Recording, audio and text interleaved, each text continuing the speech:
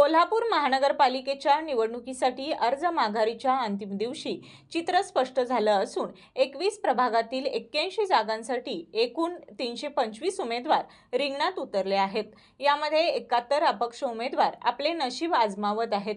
10 वर्षांनंतर होत असलेल्या महानगरपालिका निवडणुकीमुळे सर्वच प्रमुख पक्षात इच्छुकांची संख्या मोठी होती। महायुतीतील भाजप, शिवसेना आणि राष्ट्रवादी काँग्रेस, अजित पवार गट तसेच महाविकास आघाडी, काँग्रेस, शिवसेना, उद्धव बाळासाहेब ठाकरे गट आणि राष्ट्रवादी काँग्रेस, शरद पवार गट यांना बंडखोरी रोखण्यासाठी मोठी कसरत करावी लागली।